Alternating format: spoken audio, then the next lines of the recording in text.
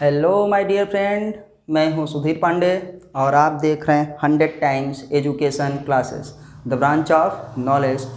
तो हम लोग अभी पढ़ रहे हैं अपना जो है क्लास 12th की एनसीईआरटी है बायोलॉजी की चैप्टर नंबर 1।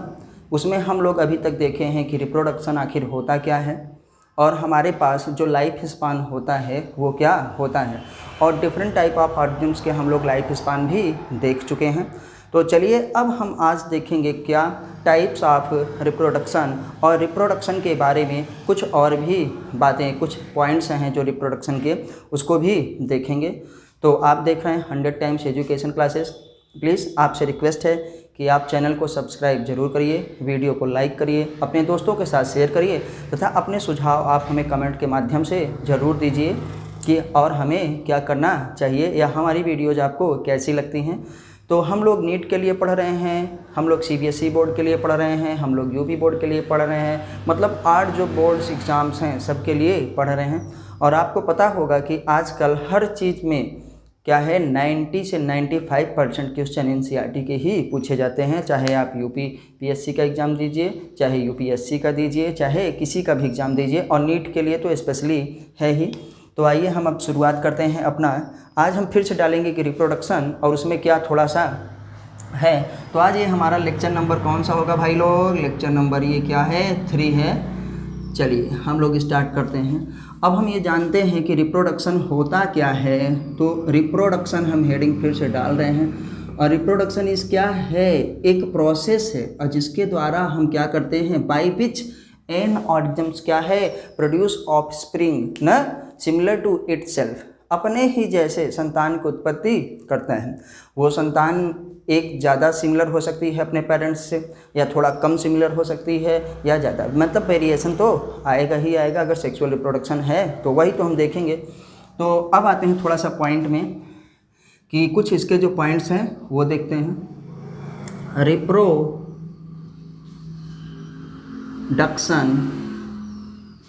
इज कौन सा प्रोसेस है भैया? जो क्वेश्चन पूछे जाता है बायोलॉजिकल प्रोसेस। एनसीईआरटी की हर लाइन का आपको हम यहाँ पे पॉइंट्स देंगे, एक भी क्वेश्चन आपसे क्या होगा, मिस नहीं होगा। पहले यही पूछा जाता है कि कौन सा प्रोसेस है, बताइए। बायोलॉजिकल प्रोसेस है। रिप्रोडक्शन की आखिर ज़रूरत क्या पड़ी है? तो रिप्रोडक्शन हेल्प इन क्या है, continuity species of species on earth. तो रिप्रोडक्शन करता क्या है, हेल्प करता है किस में, कॉन्टीन्यूटी में। रिप्रोडक्शन न helps in continuity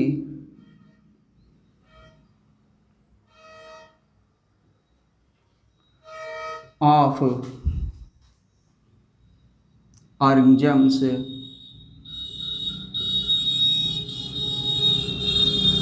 on earth. ऐसा है कि भैया अगर रिप्रोडक्शन नहीं होगा तो क्या हो जाएगा बताइए? वो क्या होगी, पूरी की पूरी प्रजाति, पूरा का पूरा सब क्या हो जाएगा, नष्ट हो जाएगी। वो प्रजाति क्या हो जाएगी, नष्ट हो जाएगी। अगर हम आपको बता चुके हैं कि अगर ह्यूमन क्या है, ह्यूमन को पैदा ना करे, अगर कौआ को ना पैदा करे, बिल्ली अगर बिल्ली को पैदा ना करे ना, तो ये सब क्या होगी, वो प्रजाति नष्ट हो जाएगी। तो रिप्रोडक्शन क्या है करता है, मतलब ऑर्गेनिजम्स को इनेबल बनाता है कि वो अपनी प्रजाति को इस पृथ्वी पर बनाए रखे, नहीं तो वो क्या हो जाएगी, नष्ट हो जाएगी। तो इसका मतलब जो जनन है हमारे लिए बहुत ही इम्पॉर्टेंट है। उसके द्वारा पृथ्वी पर क्या है, जीवों की निरंतरता बनी रहती है, नहीं तो वो प्रजाति क्या हो जाएगी, विलुप्त हो जाएगी।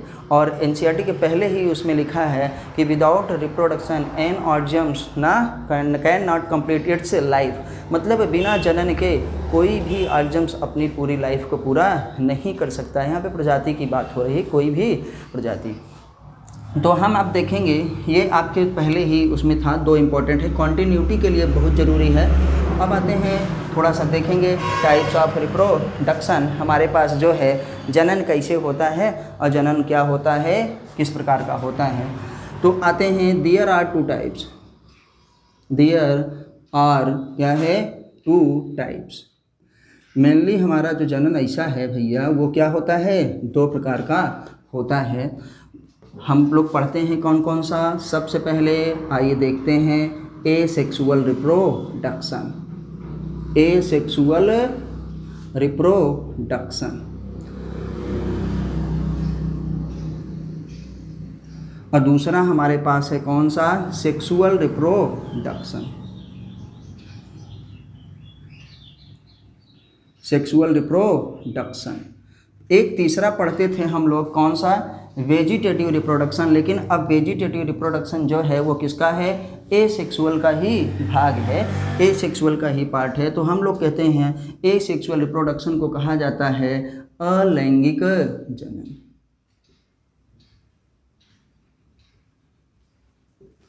इसको क्या कहा जाता है, लैंगिक जनन।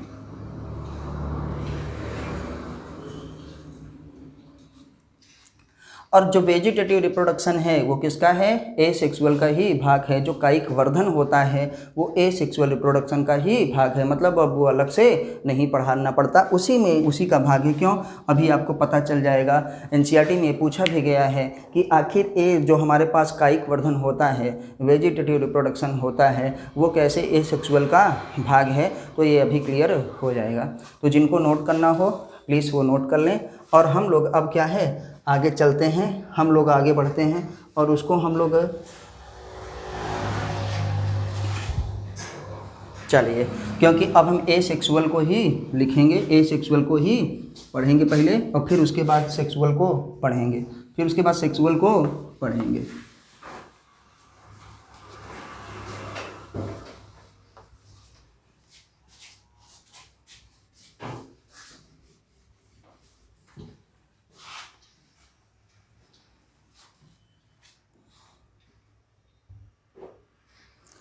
तो चलिए फिर लिखते हैं एसेक्सुअल रिप्रोडक्शन।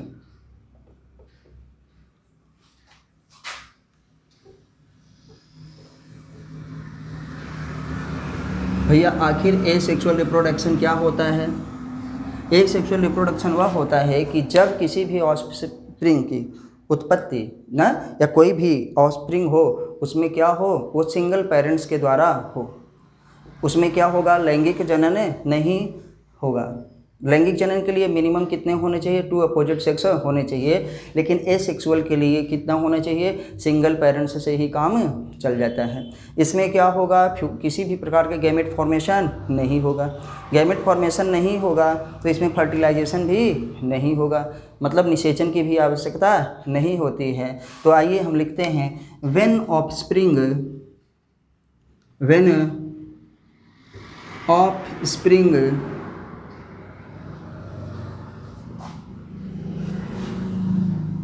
produced by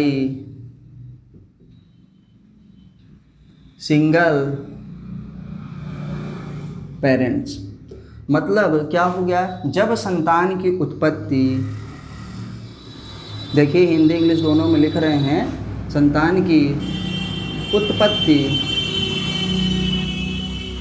केवल एक जनन के द्वारा होती है, केवल एक जनक के द्वारा होती है, जनक के द्वारा होती है।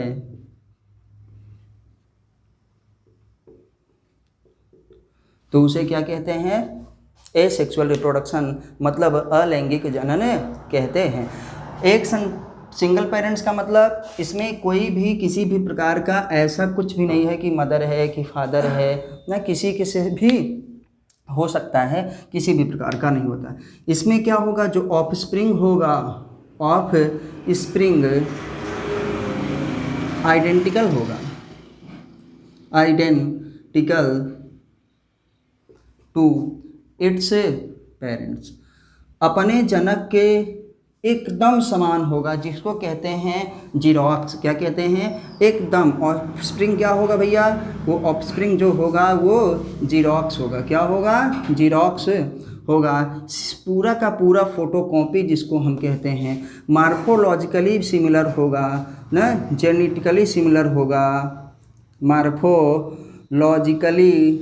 ना and genetically similar, genetically similar होगा।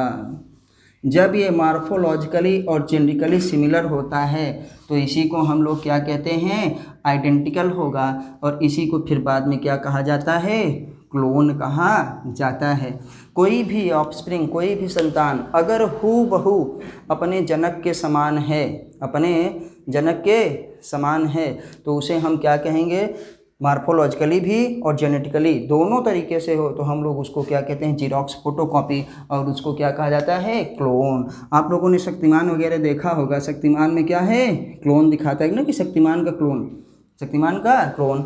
हमारे यहाँ जो है साइंटिस्ट भी क्या बनाए थे, सबसे पहले डॉली नाम की भेड़ थी, वो क्या हो गई थी, फिर 6 साल बाद मर गई, उसको गठिया रोग हो गया था, क्योंकि थोड़ा ना थोड़ा बहुत कमी रह ही जाती है। लेकिन जो एसेक्सुअल रिप्रोडक्शन वाले ऑफस्प्रिंग हैं उसमें पूरी की पूरी तरीके से हूबहू वैसे ही रहता है, इसलिए उसको क्या कहा जाता है, क्लोन कहा जाता है।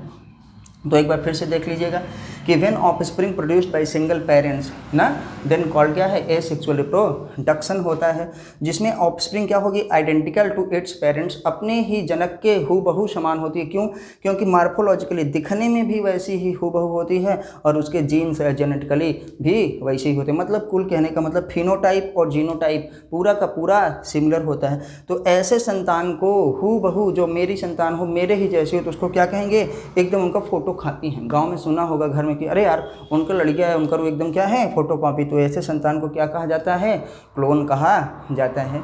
और आगे देखते हैं इसके कुछ और भी स्पेशल पॉइंट्स हैं। इसमें क्या होता है, नो गैमेट फॉर्मेशन, गैमेट का फॉर्मेशन नहीं होता है। वहाँ पे लिखा है कि विदाउट तो क्या है, इन्वॉल्वमेंट्स ऑफ गैमेट या with the involvements of gamete, लेकिन आप जान लीजिए कि इसमें गैमेट नहीं होता है, नो गैमेट फॉर्मेशन। तो वहीं ब्रैकेट में लिख लेते हैं, आराम से बेटा, पैर और ना करो, वो नो गैमेट फॉर्मेशन। तो उसमें क्या लिख लेते हैं हम, यहाँ पे लिखा है विद या विदाउट, विद और क्या है, विदाउट, विद और विदाउट गैमेट फॉर्मेशन।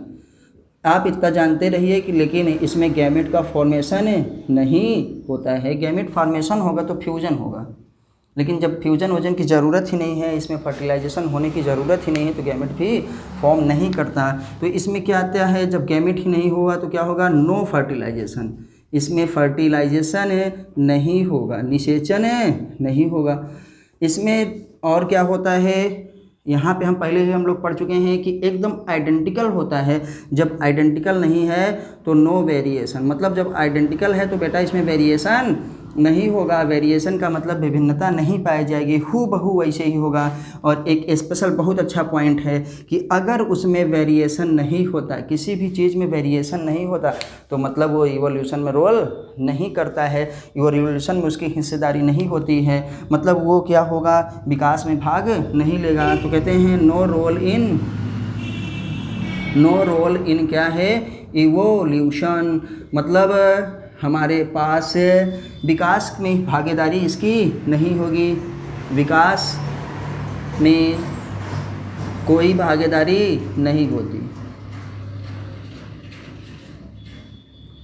कोई भागीदारी नहीं होती। मेरे कहने का मतलब ये है कि जैसा बाप था वैसा का वैसा बेटा ही भी रह गया।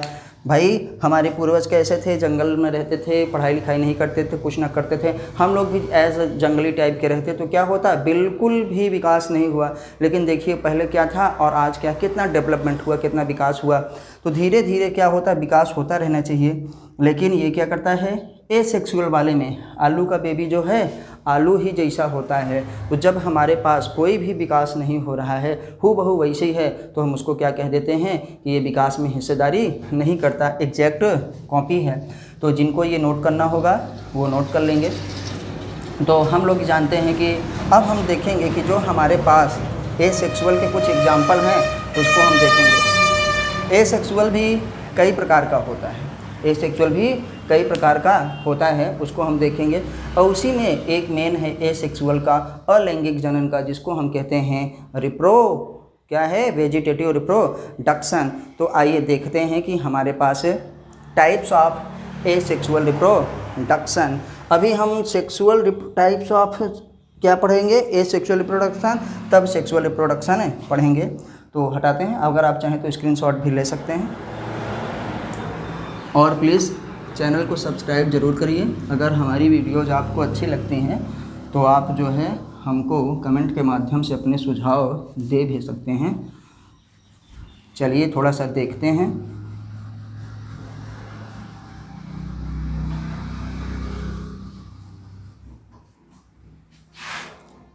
आइए, तो हम लोग पढ़ रहे हैं क्या अभी रिप्रोडक्शन कितने प्रकार का होता है? मेनली 2 प्रकार का होता है। एक बार फिर से सुन लीजिए, asexual reproduction and sexual reproduction. लेकिन अब हम पढ़ेंगे किसका? एसेक्सुअल रिप्रोडक्शन के प्रकार, टाइप्स ऑफ एसेक्सुअल रिप्रोडक्शन हमारे पास कौन कौन से हैं। तो आइए इसी पे कर देते हैं हम, टाइप्स ऑफ एसेक्सुअल रिप्रोडक्शन। तो पहली सबसे बात क्या होती है, देखिए कई प्रकार से ये होता है, कोई इसमें हेडिंग नहीं है डालना है, कोई इसमें मेनली वो नहीं है। थोड़ा सा आगे आते हैं, कुछ भी बस उसका नाम लिखना है और बताना है किसमें होता है। तो फिजन क्या है? फिजन हमारे पास होता है, मतलब इसको हम कहते हैं द्विविखंडन या विखंडन, द्विविखंडन। एग्जाम्पल इसका क्या होगा बेटा, बताइए? Amoeba and paramecium, amoeba and paramecium. बहुत में होता है, अमीबा में, बैक्टीरिया में, लेकिन हमारे पास जो है एनसीईआरटी में हम लिखते हैं अमीबा एंड क्या है? पैरामीशियम।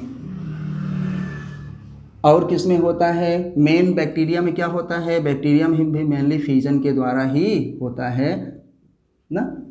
चलिए, और भी बैक्टीरिया में कई प्रकार हैं। बैक्टीरिया में सेक्सुअल रिप्रोडक्शन भी होता है, बैक्टीरिया में वेजिटेटिव भी होता है, बैक्टीरिया में एसेक्सुअल भी होता है। अब वेजिटेटिव किसका भाग है? उसी का भाग है। तो एग्जांपल आप याद रखिएगा कि एनसीईआरटी में जो आपसे पूछा जाएगा, अमीबा में, पैरामीशियम में, और क्या होता है?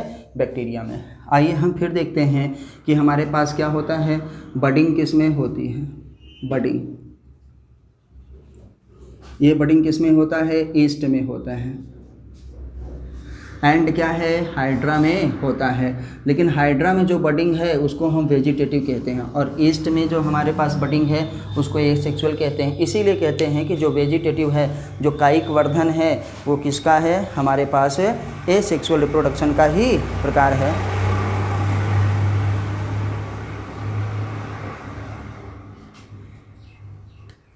चलिए, जू स्पोर किस में होता है? आप याद रखिएगा, जू स्पोर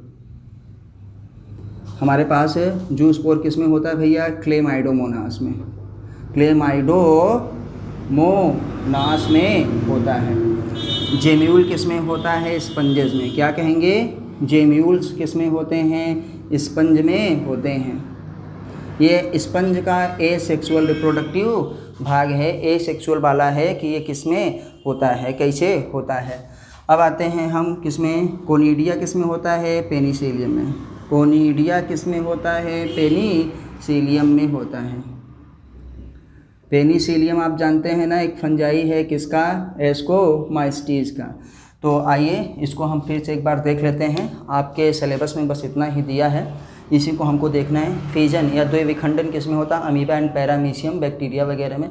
बडिंग किस में होता है? ईस्ट एंड हाइड्रा में होता है। जू स्पोर किस में होता है? क्लेमाइडोमोनास, एक ग्रीन एल्गा है, यूनिसेलुलर ग्रीन एल्गा। हमारे पास जेम्यूल में क्या किस में होता है? स्पंज में। आप सभी जानते हैं जेम्यूल में स्पंज होता है और कोनिडिया में क्या किस में? कोनिडिया किसका है? पेनिसिलियम में। तो कहने का मतलब है कि फिजन के द्वारा किस में होता है जनन? एसेक्सुअल रिप्रोडक्शन, अमीबा में, पैरामीशियम में, बैक्टीरिया में। बडिंग के द्वारा किस में होता है? East and hydra. मतलब ईस्ट एंड हाइड्रा खुद को जो है कैसे रिप्रोड्यूस करता है? बडिंग के द्वारा करता है। ईस्ट में बडिंग एंड फिजन दोनों होता है, ये याद रखिएगा। लेकिन यहाँ पे मेनली क्या दिया है? बडिंग दिया है। ईस्ट कभी कभार जो है 2 भागों में भी डिवाइड हो जाता है इक्वल में, और कभी कभार क्या है? एक भाग बड़ा एक भाग छोटा। जब इक्वल डिवीज़न हो जाएगा उसका तो उसको हम लोग फिजन कहते हैं। लेकिन जब वो एक बड़ा भाग, मतलब एक पूरी बॉडी है, उसमें से एक कलिका निकले, एक बट निकले और वो टूट के फिर गिर जाए, तो उसको हम लोग क्या कहते हैं? बडिंग कहते हैं। तो ईस्ट एंड हाइड्रा में किसके द्वारा जनन होता है? बडिंग के द्वारा होता है। क्लेमाइडोमोनास में किसके द्वारा होता है? जू स्पोर के द्वारा होता है। जेम्यूल किसका है? बताइए, स्पंज का है। जेम्यूल जो है एक हमारे पास अलैंगिक जनन का प्रकार है जो कि किस में होता है? स्पंज में। और कोनिडिया में क्या हो, किस में है? कोनिडिया किसके लिए है? पेनिसिलियम। इसलिए इसको बार बार कह रहे हैं भैया कि आपको ये याद रखना है। ये मेथड्स ऑफ एसेक्सुअल रिप्रोडक्शन है और किस में होता है? तो जब सेल डिवीज़न होता है, विभाजन होता है, तो तो याद रखिएगा इक्वल डिवीज़न हुआ तो उसको फिजन कहते हैं, लेकिन जब इक्वल डिवीज़न ना हुआ तो हम लोग उसको बडिंग कहते हैं। तो जिनको ये नोट करना होगा प्लीज़ नोट कर लेंगे। तो आइए अब हम देखते हैं, थोड़ा सा देखेंगे वेजिटेटिव रिप्रोडक्टिव स्ट्रक्चर, किसमें वेजिटेटिव रिप्रोडक्शन, जो कि किसका भाग है, एसेक्सुअल रिप्रोडक्शन का ही भाग है। तो ये हमारे पास पहले थे और इसी में अब हमारे पास आ रहा है, कौन सा आ रहा है, यहीं पे देखेंगे वेजिटेटिव रिप्रोडक्शन। ये भी अलैंगिक का ही भाग है, तो आप नोट कर लीजिए। तो हम आगे बढ़ते हैं, आते हैं, चलिए स्क्रीनशॉट ले चुके होंगे अब तक।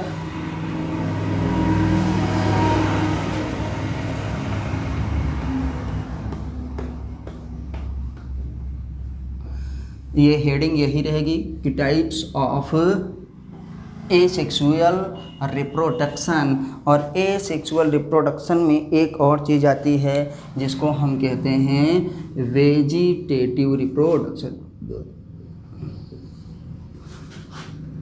वेजिटेटिव रिप्रोडक्शन हिंदी में भैया इसको कहते हैं कायिक वर्धन।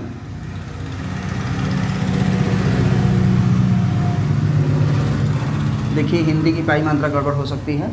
कायिक वर्धन का मतलब होता है, काया मीन्स होता है बॉडी, काया मीन्स होता है बॉडी, जिसे हम लोग कहते हैं बॉडी मतलब शरीर, और काया मतलब भी होता है शरीर। तो कायिक वर्धन का मतलब होता है जब किस काया में ही, हमारे शरीर में ही कोई विभाजन हो जाए, हमारे शरीर से ही क्या हो, एक नई चीज़ की उत्पत्ति हो जाए। जैसे आपने देखा होगा कि हम लोग शुगर केन या गन्ना जब लगाते हैं तो गन्ने को काट काट के लगाते हैं और फिर उसी गन्ने से नया गन्ना बन जाता है। पोटैटो ना जिसको हम लगाते हैं, सोलनम ट्यूबिरोसम, आलू को लगाते हैं तो उसकी जो आँखें होती हैं, एक आलू में 4 से 5 भाग करते हैं, 3 भाग करते हैं, जितनी आँखें जैसे जहाँ मिल जाती हैं, फिर उसको उसमें क्या करते हैं, लगा देते हैं।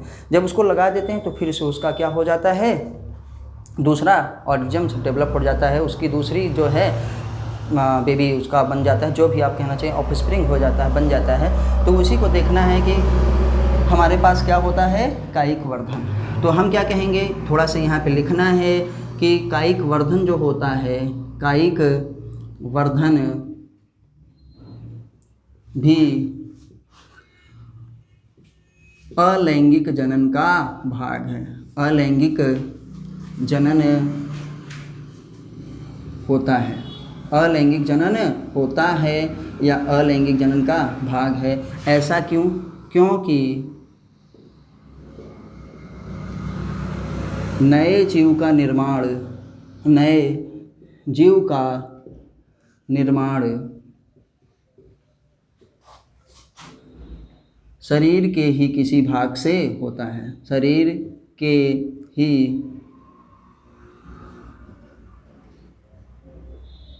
किसी भाग से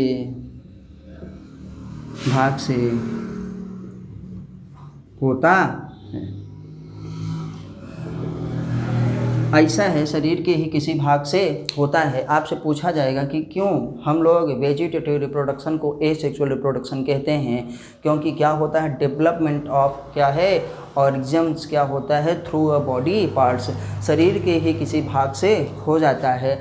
अब हम उसी का उसमें क्या लिखेंगे, एग्जाम्पल देखेंगे। आपकी एनसीईआरटी में दिया गया है कि क्या होता है, विभिन्न क्या होते हैं जीवों के, या विभिन्न के क्या होते हैं, वेजिटेटिव प्रोपोगेशन इन एंजियोस्पर्म। जो हमारे पास एंजियोस्पर्म है, आवृत्ति बीजी पौधे हैं एंजियोस्पर्म के, उसमें वेजिटेटिव क्या होंगे, रिप्रोडक्शन के मेथड कौन कौन से होंगे।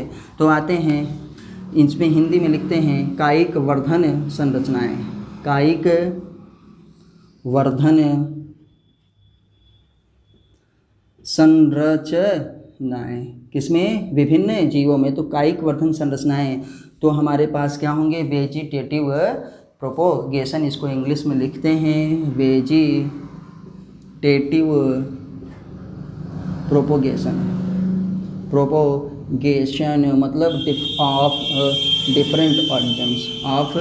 डिफरेंट ऑर्गेनिज्म्स, मतलब डिफरेंट ऑर्गेनिज्म्स में हमारे पास क्या होते हैं, वेजिटेटिव रिप्रोडक्शन कैसे होता है। तो हम इसको आइए देखते हैं। सबसे पहले हम आते हैं, आपको एग्जाम्पल के हिसाब से लिखना है, ताकि वही लिखेंगे कि आई बर्ड्स। आई बर्ड क्या होता है, जिसको हिंदी में लिखते हैं आँखें। आँखें क्या किसमें अलैंगिक जनन करती हैं? अलैंगिक जनन कौन सा? कायिक वर्धन वाला। किसमें ये कायिक वर्धन का भाग है? किसके लिए ये कायिक वर्धन करती हैं? पोटैटो के लिए, याद रखिएगा। क्या होता है? पोटैटो, आलू के लिए। तो आलू मतलब आई बर्ड किस में होता है? पोटैटो में। इस आई बर्ड्स के द्वारा क्या होता है? नया आलू बन जाता है जब हम उसको लगाते हैं। शुगर केन में हमारे पास क्या होता है? स्टेम लगाते हैं, और उस सिस्टम में क्या होता है? आइज़ होती हैं। उस सिस्टम में भी क्या होती हैं? आई। जहाँ पे उसकी बड्स बनती हैं, जहाँ पे उसकी गांठें होती हैं, वहीं पे लगाते हैं, तो फिर क्या होता है? शुगर केन बन जाता है। क्या लिखेंगे? Sugarcane. देखा होगा गन्ने में आप काट काट के लगाते हैं हमारे पास ना। अब हमारे पास शुगर केन के बाद आते हैं, देखिए लीफ बड किस में पाया जाता है? लीफ बड। लीफ बड को क्या कहेंगे भैया हिंदी में? पत्ती कलिका। पत्ती कलिका। पत्ती कलिका का मतलब पत्ती में ही क्या है? दूसरी कली निकल जाती है, उसको हम लोग क्या कहते हैं? लीफ बड। ब्रायोफिल्लम में, ब्रायोफिल्लम ना, ब्रायोफिल्लम में हमारे पास होता है लीफ बड। किसमें? पत्ती कलिका किसमें पाई जाती है? ब्रायोफिल्लम में पाई जाती है। आइए हम देखते हैं जिंजर में क्या होता है? राइजोम्स। यहाँ पे हम लिखेंगे जिंजर, सॉरी राइजोम, इधर लिख रहे हैं ना, इधर ऑरिजिन से और इधर जो है ये, तो हम यहाँ पे लिख रहे हैं राइजोम। राइजोम, सॉरी मिस्टेक हो जा रही है, राइजोम। राइजोम किस में होता है? कंफ्यूज मत होइएगा। राइजोम होता है किस में? जिंजर में और बनाना में। जिंजर एंड बनाना। जो बनाना हमारे पास होता है, बनाना का जो नया पेड़ बनता है या अदरक में जो होता है, उसमें से बगल से साइड से क्या होती हैं? ऐसे मोछेदार वोछेदार गुच्छेदारे निकलते हैं, और उससे क्या होता है? नया देख हम लोग नया केला भी लगाते हैं, उस केले का पेड़ भी लगाते हैं, तो वहाँ से उखाड़ के कौन सा लगाते हैं? जिसमें कहते हैं कि जड़ टाइप का हो, वो उसका जड़ नहीं है, वो राइजोम है। क्या है? Rhizome. Root like structure but not root, मतलब जो क्या होती है? रूट की तरह होती है ना, मूल की तरह होती है, लेकिन मूल नहीं होती, उसको हम राइजोम। राइजोम किस में पाया जाता है? जिंजर एंड बनाना में पाया जाता है। अब हम आते हैं बल्बिल्स हमारे पास किस में पाया जाएगा? आप थोड़ा सा इसको नोट कर लीजिए ऊपर वाले का, तो हम उसको मिटाते हैं जिनको नोट करना होगा। आइए तो हम आते हैं बल्बिल्स किस में होता है?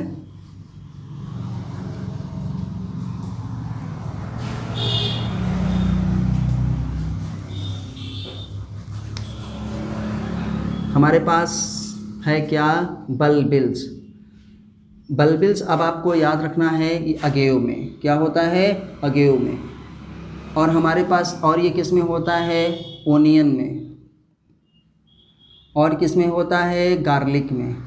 आपके भैया यहाँ एनसीईआरटी में अगेव दिया है, लेकिन आप जानते रहिए कि ओनियन और गार्लिक में भी होता है, क्योंकि हम आपको अभी बताने वाले हैं कि जो हम लोग घर में कहते हैं ना कि लहसुन की पत्ती खा रहे हैं या प्याज की पत्ती खा रहे हैं, तो जो हम लोग ऊपर हरा हरा फरता है जो रहता है ऐसे, वो उसका बल्बिल्स है, वो उसकी लीफ नहीं है। क्योंकि ये जो हम लोग प्याज खाते हैं गोला वाला, वो उसकी पत्ती है। क्योंकि इसमें ओनियन में और गार्लिक में फूड जो स्टोर होता है, कहाँ होता है? लीफ में होता है। तो जो हम लहसुन की कली खाते हैं वो उसकी पत्ती है, उसमें क्योंकि फूड स्टोर हो गया। जो हम लोग प्याज खाते हैं वो उसकी पत्ती है। जो ऊपर पत्ती निकली रहती है वो पत्ती नहीं होती है, वो क्या होता है? बल्बिल्स होते हैं। तो इसमें क्या करते हैं, यहीं पे आपको लिख दे रहे हैं ताकि आपको पता रहे। Food stored in leaf, food store in के यहाँ पे लीफ में, इसकी पत्ती में ही फूड स्टोर होता है, तभी हम लोग प्याज को काट काट के खाते हैं। और हम थोड़ा सा आगे चलते हैं। आपको देखना है कि ऑफसेट किस में होता है? ऑफसेट। ऑफसेट किस में होता है? वाटर हाइजिन्थ में। ऑफसेट किस में होता है? वाटर हाइजिन्थ में पाया जाता है। वाटर हाइजिन्थ। अब इसको हम लोग वाटर हाइजिन को क्या कहते हैं? इकॉर्निया भी कहते हैं। इकोर्निया को आप जानते हैं हिंदी में क्या कहते हैं, पन सुखवा। क्या है, पन सुखवा। जो आपने देखा होगा रुके हुए पानी में रहता है, गड़ही में रहेगा, तालाब में रहेगा, गड्ढे में रहेगा, मतलब कहाँ पे पाया जाता है, स्टेगनेंट वाटर में पाया जाता है। स्टेगनेंट वाटर का मतलब रुके हुए जल में पाया जाता है। तो एक बार आप कायिक वर्धन संरचनाएं फिर देख लीजिएगा। ये हमारे पास संरचनाएं हैं और ये क्या हैं, ऑर्गेनिज्म्स हैं, ये जीव है। आई बड किस में पाया जाता है, पोटैटो में। स्टेम किससे लगता है, शुगर केन से न। लीफ बड हमारे पास कितने हैं, ब्रायोफिल्लम में। राइजोम किसके पास है, जिंजर एंड बनाना में। राइजोम के द्वारा, बल्बिज के द्वारा किस में होता है वेजिटेटिव रिप्रोडक्शन, अगेव में। ये आपके मेन है एनसीईआरटी में, याद रखिएगा। ओनियन और गार्लिक में भी पाया जाता है। ऑफसेट किसमें होता है, वाटर हाइजिन इकोर्निया, जिसे हिंदी में पनसुखवा कहते हैं। तो बस हम थोड़ा सा और चलते हैं, 2 मिनट का और काम है, तो थोड़ा सा आप इसको स्क्रीनशॉट ले लीजिए जिसको लेना हो, क्योंकि अभी यहीं पे हम लिखे हैं इकोर्निया वाटर हाइजिन्थ, और वाटर हाइजिन्थ के बारे में हमको आपको थोड़ा कुछ बताना है। वाटर हाइजिन्थ क्या होता है, टेरर ऑफ बंगाल। क्या कहते हैं इसको, वाटर हाइजिन्थ को हम लोग क्या कहते हैं, terror of Bengal, terror of Bengal. क्यों भैया, ये बंगाल का आतंक है, इसे क्या कहा जाता है, बंगाल का आतंक।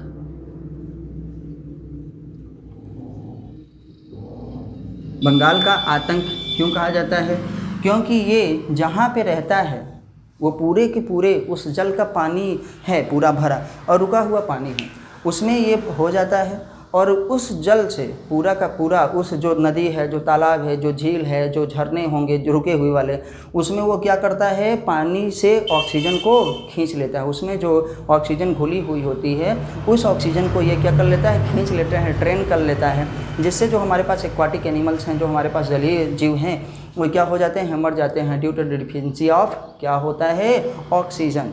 ऑक्सीजन की कमी की वजह से वो डेड हो जाते हैं।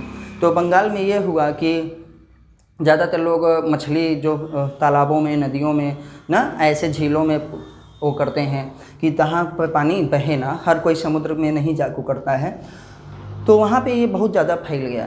जब वहाँ पे बहुत ज़्यादा फैल गया तो ये पूरा ऑक्सीजन क्या है, वहाँ से खींच लेता है। तो वहाँ पे मछलियों की क्या हो जाएगी, बहुत कमी हो गई। जितने भी जलीय जीव थे और मछलियाँ वगैरह मर, क्योंकि बंगाल वालों का मेन भोजन क्या होता है, मच्छी और चावल, मतलब मछली और चावल। अब उनको बिना मछली के अच्छा ही नहीं लगता, चीज़ें बहुत महंगी होती गई, जिस चीज़ जो कम रहेगा वो चीज़ महंगा होगा ही होगा। तो बाकी जो आम आदमी है, जो मीडियम है या जो है एकदम लोअर उसमें है, जिसके पास कम पैसे हैं या मध्यम वर्गीय है, तो वो लोग खरीद नहीं पाते थे, तो उसको क्या कहते हैं, बिना खाए मरने लगे ना, तो उसको कहा जाता है बंगाल का आतंक। कुल मिला के जैसे कहते हैं अकाल पड़ गया था। तो फिर बाद में पता चला कि आखिर ऐसा क्यों हो रहा है, तो पता चला पनसुखवा की वजह से हो रहा है।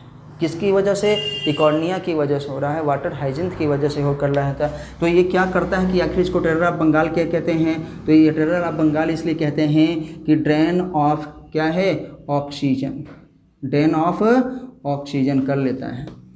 कहाँ पे ये टेरर ऑफ बंगाल है, और ये कहाँ पे होता है, स्टेगनेंट वाटर में।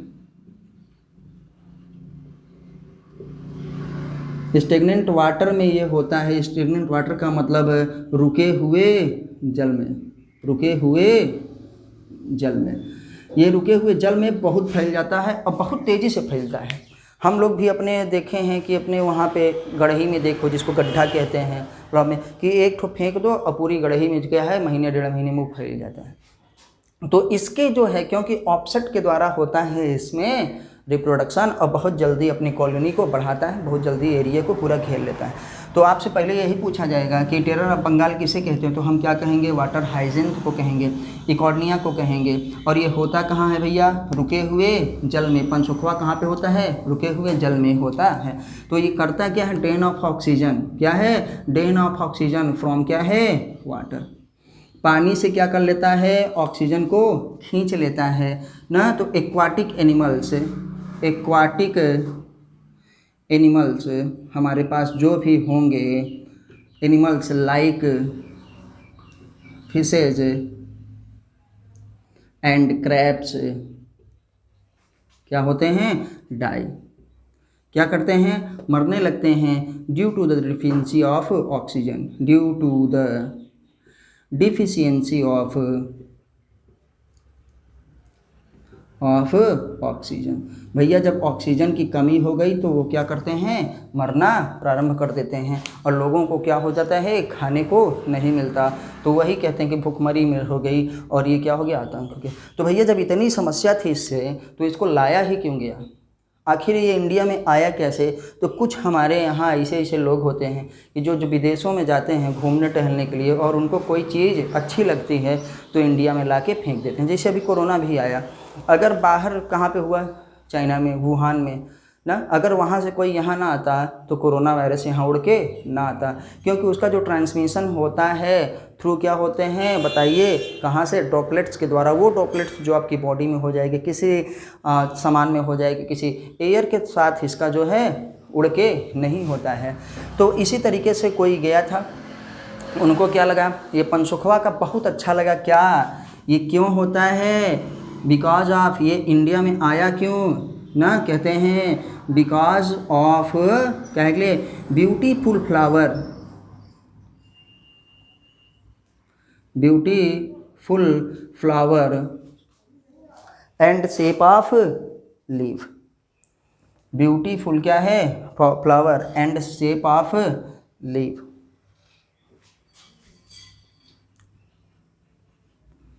And shape of leaf. इसकी पत्तियां भी बहुत अच्छी होती हैं, देखिए ऐसा लगता है कि भरी भरी हैं, जैसे एलोवेरा की रहती है मोटी मोटी, उसकी भी ऐसी पतली है लेकिन पान के पत्ते की तरह, और जितनी भी रहेगी वो पूरा क्या है, ऐसे भरी भरी पत्तियां रहेंगी, उसकी पत्तियां क्या ऐसे भरी भरी रहेंगी इस तरीके से ना। तो इसमें क्या होता है, पूरा के पूरा भरा है, और इसका जो फ्लावर है वो भी क्या होता है, बहुत ही खूबसूरत होता है। हल्का क्या होगा, वाइट एंड क्या होगा, ब्लू कलर का, हल्का नीला और वाइट कलर का इसका फ्लावर होता है।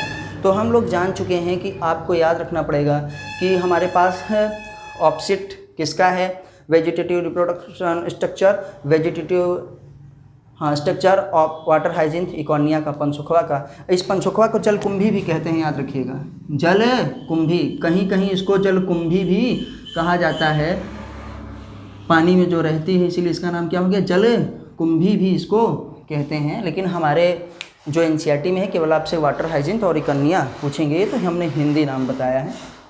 इसको क्या कहा जाता है, टेरर ऑफ बंगाल, क्यों, क्योंकि इसकी वजह से एक्वाटिक एनिमल्स क्या हो जाते हैं, मर जाते हैं। ऐसा क्यों है, क्योंकि drain of oxygen from water, ये वाटर से क्या करता है, ऑक्सीजन को निकाल देता है भैया। और जब ये कहाँ पे होता है पूछेंगे, तो रुके हुए जल में, स्टेगनेंट वाटर में रहता है, बहते जल में पनसुखवा नहीं हो सकता, बह के चला जाएगा। अब हमारे पास ये क्या करता है, aquatic animals like fishes and crabs क्या होते हैं, डाई ड्यू टू द होता डिफिशियंसी ऑफ ऑक्सीजन।